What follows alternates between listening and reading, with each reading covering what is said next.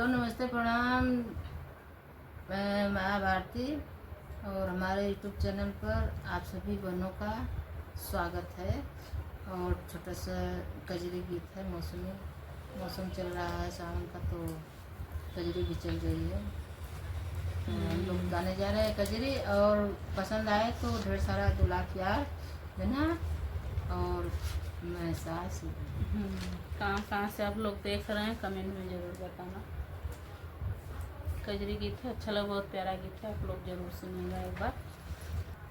कि घोड़वा बगले करुसी पहिया हम जवाना वाली हले ठाड़। घोड़वा बगले करुसी पहिया हम जवाना वाली हले ठाड़।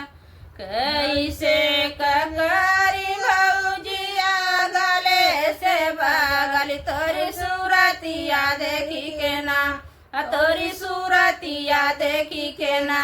घोड़वा नारे डाले पर गवा तोरी सूरतिया देखी के ना।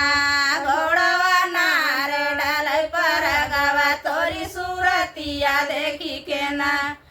घोड़वा बगले करुसी पहिया हम गेड़ुआ वाली हले ठाड़। घोड़वा बगले करुसी पहिया हम गेड़ुआ वाली हले ठाड़।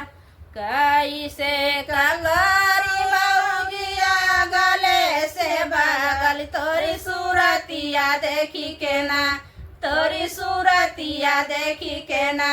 घोड़वा नारे डाले पर गवा तोरी सूरतिया देखी के ना। घोड़वा नारे डाले पर गवा तोरी सूरतिया देखी के ना।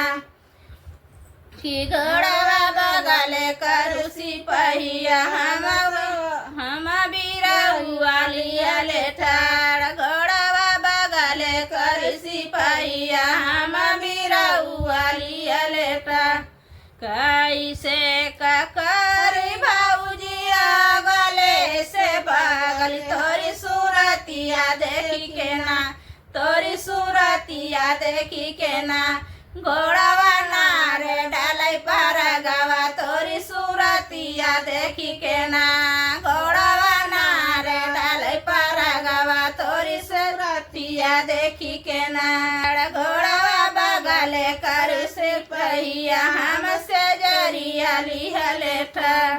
कैसे ककरी भौजिया गला से बगल तोरी सूरतिया देखी के ना, तोरी सूरतिया देखी के ना। घोड़वा नारे डाले पर गवा तोरी सूरतिया देखी के ना। घोड़वा नारे डाले पर गवा तोरी सूरतिया देखी के ना।